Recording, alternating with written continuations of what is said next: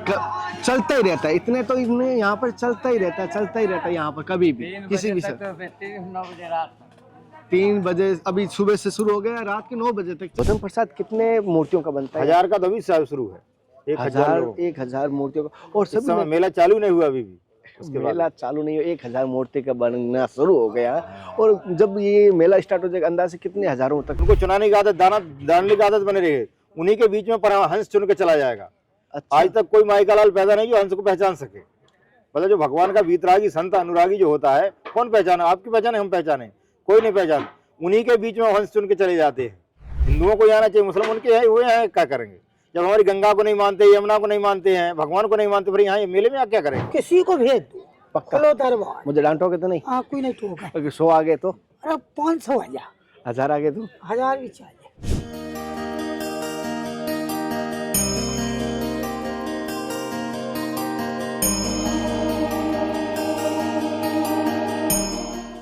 राधे राधे, हर हर महादेव, जय गुरुदेव। सभी साथियों, आप सभी का धर्म की यात्रा में एक बार फिर स्वागत करता हूं और प्रयागराज महाकुंभ के आप सभी को हार्दिक शुभकामनाएं। आज मैं आपको ऐसे एक संत के दर्शन करवाने वाला हूं जिनको टाटंबरी वाले बाबा कहते हैं।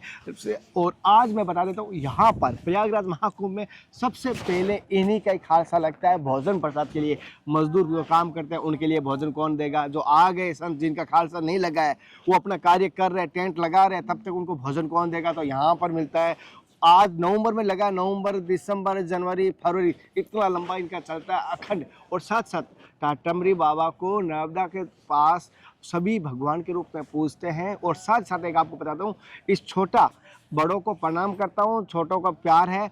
और एक बार संतों का चरणों का दास कन्हैया शर्मा एक बार इस आश्रम में लेके चल रहा हूँ आपको, और यहाँ का पूरा दर्शन कराऊंगा। और महाराज जी आज भी किस प्रकार सेवा कर रहे हैं, और कुछ हुआ तो अपने जीवन का अनुभव बताना।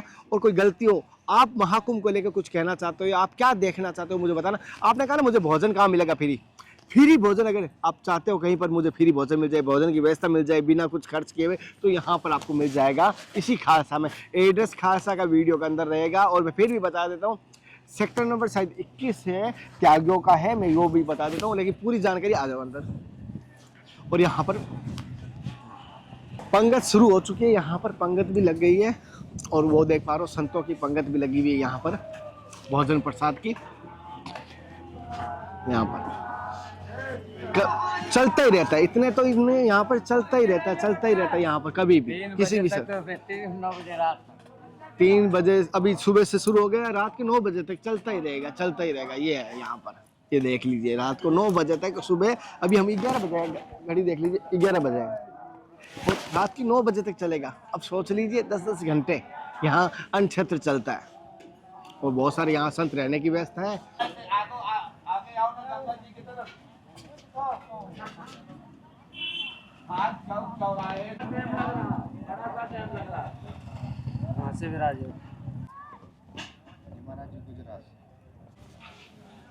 साथियों, अब एक पंक्ति हो गई तो दूसरी पंक्ति तैयार खड़ी है, जैसे आप देख पा रहे हो सभी की।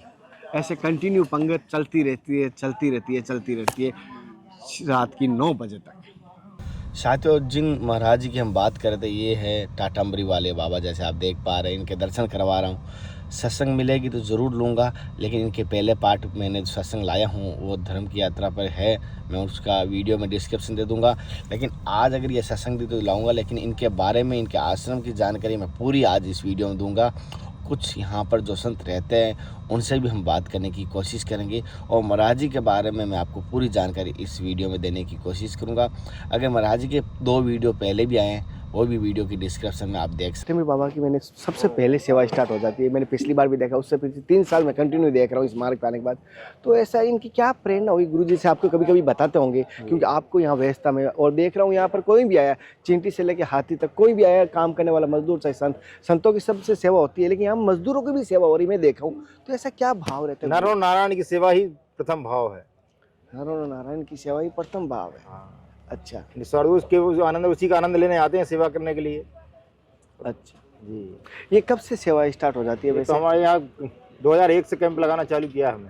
अच्छा, जब से निरंतर सेवा चालू है, तब से निरंतर 2 महीने अनवरत रहते हैं। अच्छा, 2 महीने तक, 1 महीना पहले वैसे 15 दिन पहले, 15 दिन ज़्यादा।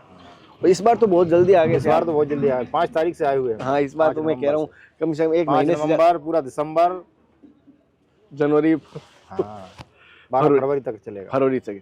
देखो नवंबर, दिसंबर, जनवरी, फरवरी 4 महीना हो जाएगा। हाँ।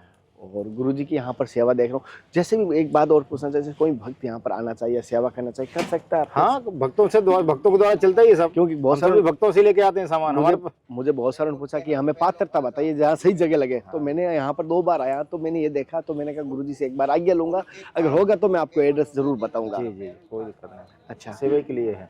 तो गुरुजी जैसे यहाँ पर जैसे कितने संत महात्मा आते हैं, और जैसे मैं वचन पंचमी को धुनी भी उठाते, मैंने ये भी देखा पिछली बार। तब थे महात्मा अपने। हाँ, तो यहाँ पर कितने महात्मा आ जाते हैं वैसे? कम से कम 150 से पौने 200 महात्मा तो रहते ही कम से कम। 150 से पौने 200 महात्मा पर डे रहते हैं। हाँ। और भोजन प्रसाद कितने मूर्तियों का बनता है? 1000 का तो अभी शुरू है। 1000 मूर्तियों का। और इस समय मेला चालू नहीं हुआ अभी भी, उसके बाद मेला चालू नहीं हो, 1000 मूर्ति का बनना शुरू हो गया। और जब ये मेला स्टार्ट हो जाएगा, अंदाजे कितने हजारों तक पहुंच जाता है? 5 से 6, कभी कभी 10 तक पहुंच जाता है। कभी कभी 10 पर्व काल के समय, पर्व काल के साई स्नान वाले दिन, या सब पर्व के काल के दिन। और आज भी हजारों वो मूर्तियों का भोजन प्रसाद बनता है। और अखंड इन्होंने जैसे बताया। और जैसे महाराज जी, मैंने एक आपने देखा है कि सीता रसोई में कोई भी नहीं एंट्री हो सकता संत के अलावा। संती बनाते, ये एक बड़ी बात है। प्रभु को समर्पण करने का भाव सभी संतों का रहता है। जो प्रसाद बना ठाकुर जी बना रहा है, और सारा ठाकुर जी को अर्पण करने के बाद ही पवाया जाता, संतों को या फिर अन्य भक्तों को भी। गुरुजी जैसे मैंने ये भी बताता हूँ, सात्विक और वैष्णव भोजन ही अपने बनता है, ये भी मैंने सादा बिल्कुल, जैसे कोई मसाला या कोई ऐसा नहीं, सादा भोजन बनता है। और ये पहले ठाकुर जी को पवा के ऐसा बनता है। और उस सुबह तीनों टाइम भोजन मतलब देखो, बाल भोग, प्रसाद और संध्या क्या तीनों समय आपका तीनों समय। और ये यहाँ पर एक बड़ी बात देखा हूँ, संतों के द्वारा भोजन बनता है, ना कोई रसोईया लगता है, ना कोई माताएं बहनें एंट्री कर सकती है, ना कोई पेंट बुसेट वाला एंट्री कर सकता है। मतलब यहाँ पर इतनी शुद्धिकरण का ध्यान रखा है। समझ पा रहे हो इनके भाव ये प्रधान है क्या, पता नहीं। गुरु जी से इतना देखा हूँ, आपने इतनी तपस्या भी करते हो, सेवा भी करते हो, अपने जीवन भी जी, तो ये संगम कैसे मैनेजमेंट? इसी के लिए तो साधु बने हैं, सेवा के लिए तो बने हैं। परमार्थ नहीं करेंगे क्या? और कभी कभी ऐसे नहीं कहना था, तो हालांकि इस समाज में आज भेष को प्रणाम है, लेकिन कभी कभी ऐसे बहुत सारे मांगने भी आते हैं, तो भी उसको क्या कहना चाहोगे? जो समाज में आ रहा है वो साधु को कैसे? नारायण की सेवा जानते हैं हम, उनको ना दलिद्र समझते हैं, ना भिखमंगा चपके, ना गरीब समझते हैं। नारायण के स्वरूप को मान के उनकी सेवा करते हैं। महाराज ने एक बड़ी बात कही, अगर कोई भी संत मिले भेष को, तो नारायण मान के उनकी सेवा कर दीजिए। अन्न की सेवा सर्वश्रेष्ठ है, बाकी तो कोई नहीं। धन अगर सही उपयोग लगे, गलत उपयोग लग सकता है, लेकिन अन्न सही उपयोग लगे। ईश्वर अंश जीव अविनाशी, जो भी जीव आ रहा है सब परमात्मा के अंश हैं, इसलिए वो जान के ही सेवा करते हैं।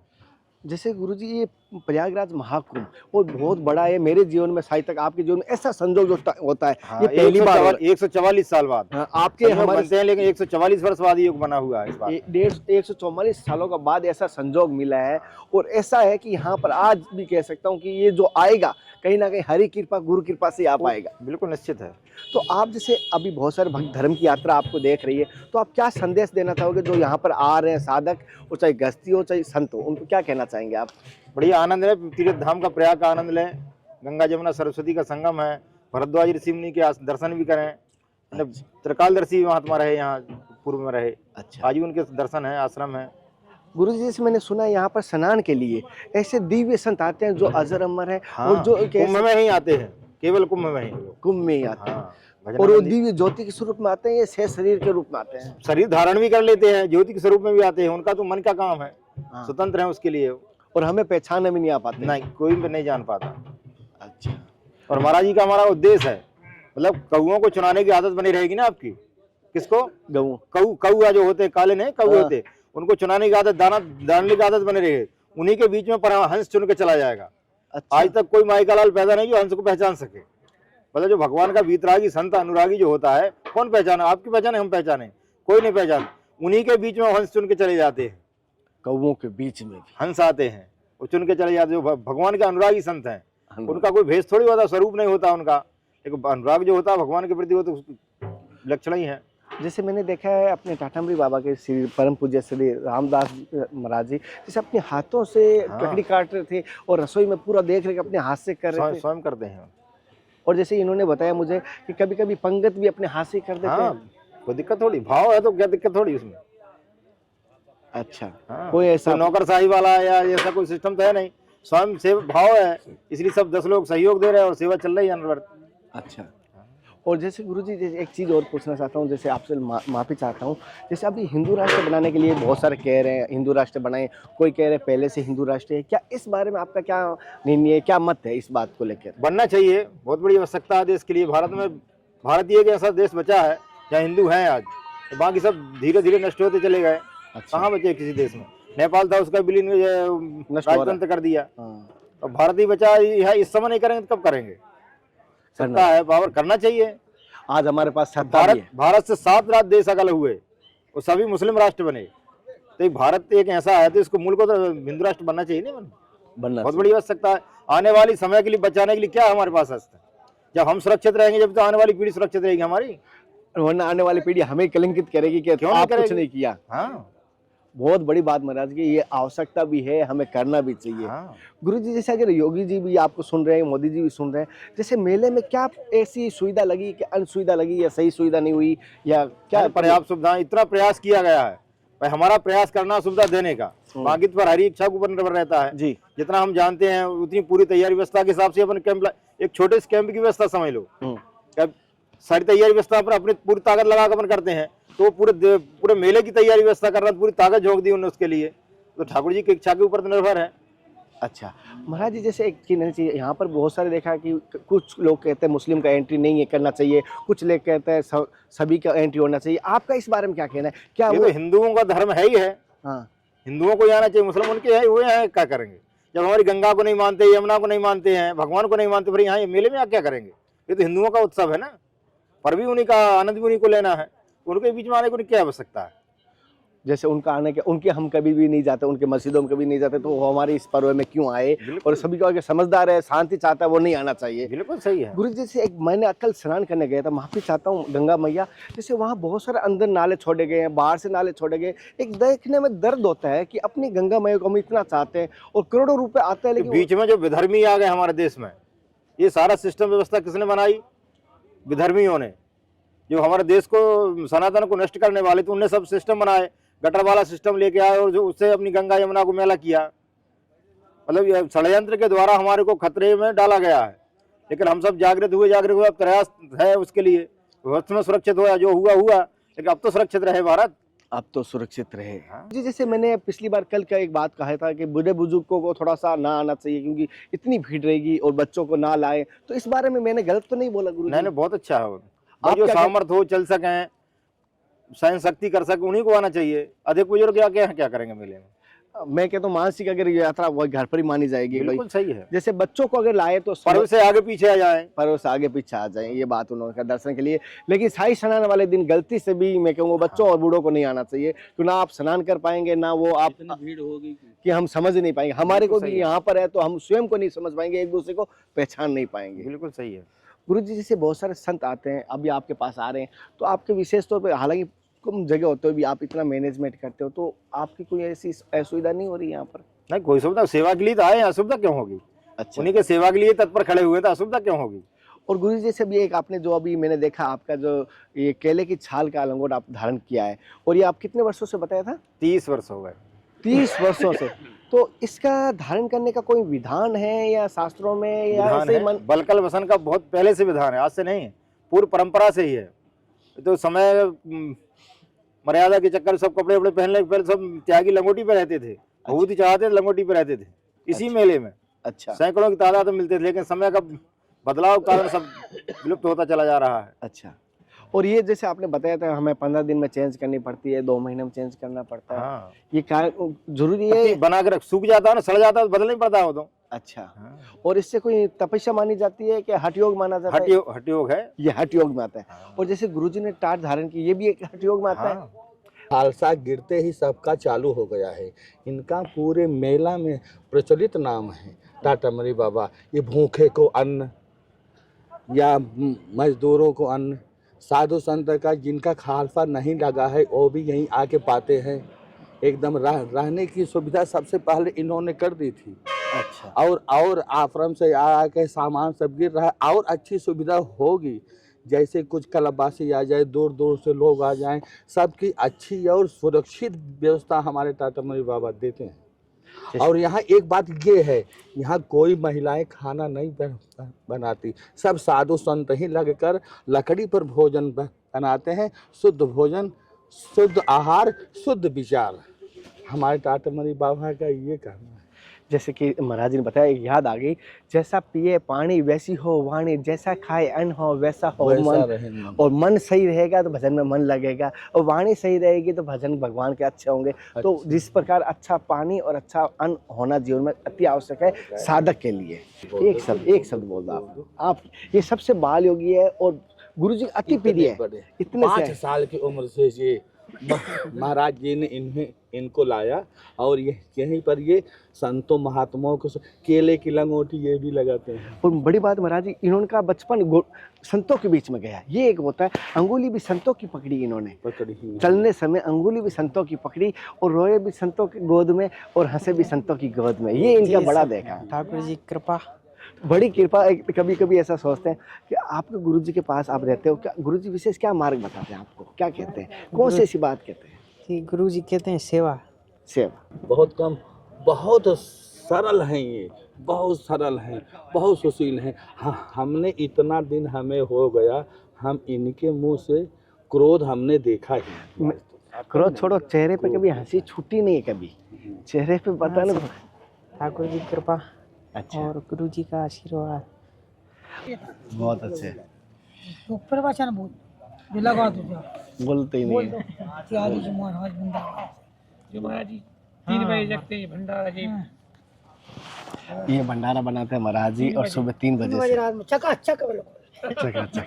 आज क्या बनाया प्रभु जी? आज बना है पकौड़ी और सब्जी, फुल्का, महाप्रसाद, दाल तुअर की। अच्छा, एक नंबर। कितने मूर्तियों का भोजन बनाते हैं? भैया हम मूर्ति भोजन को अंदाज नहीं लगता, 2000 है, 3000 है, 4000 है, 5000। ये ताकत कैसे आती है आपकी एनर्जी? डरा करते हैं, डरा गुरु जी चिल्लाएंगे नहीं? पास में चिल्ला रहे हैं ऐसे कुछ नहीं है मस्त। क्या गिनती नहीं लगा था, 5000 आदमी पूरा जिस सब जनता है करेंगे, जब जजमेंट नहीं लगा सका। अच्छा अच्छा। और एक नंबर प्रसादी। अभी मैं जैसे किसी को बोल सकता हूँ या भोजन पाने आ सकता है, किसी को भेज सकता हूँ? किसी को भेज दो, पक्का? खोलो दरबार। मुझे डांटोगे तो नहीं? हाँ, कोई नहीं टोका। अगर 100 आ गए तो? अरे 500 आ जा, 1000 आ गए तो? 1000 भी चाहिए, पक्का? पक्का। महाराज ने इतनी छोड़ दी है, कोई भी आए भोजन कर सकते। भोजन और चाय तो गुरु जी ने टाट कितने समय से 12 वर्ष धारण किया था महाराज जी। ये है महाराज हाँ नहीं मैं टाट जब धारण करते थे उस समय। तो उसी पर। और इनका जैसे दर्शन के लिए कोई अगर कुंभ के बाद आना चाहिए गुरु जी के दर्शन के लिए, हालांकि मैंने नर्मदा का एड्रेस बताया था, तो एक बार आप भी बता दीजिए ये गुरु जी के दर्शन करने के लिए कहाँ जाना? स्थायी कहने तीर्थों में रहते हैं, आनंद लेते हैं, बड़ी भजन करते हैं, निश्चित नहीं रहता कहीं परमानेंट रहें। जहाँ कार्यक्रम हुआ कार्यक्रम में रहेंगे, कार्यक्रम बाद आगे चले जाते हैं, स्थायी नहीं रहते हैं। और गुरु जी अपने खालसा का एड्रेस क्या लगेगा अगर जैसे? तपस्वी नगर, नर्मदा खंड, और सेक्टर पंछी घाट 21 नंबर सेक्टर, 21 नंबर सेक्टर में है ये, महावीर मार्ग पर। महावीर मार्ग 21 नंबर सेक्टर पे महाराज जी का खालसा है। लेकिन इनको टाटामरी वाला बाबा के नाम से कोई भी मेले के कोई भी प्रशासन, कोई भी मजदूर भी बता देगा, मैंने ये कह सकता हूँ। यहाँ पर ही मैं देखा हूँ। महाराज जी बहुत बहुत धन्यवाद। धर्म की यात्रा में आपने यहाँ की जानकारी दी, इस खालसा की जानकारी दी, इस छोटे से दास की तरफ से आपके चरणों में सभी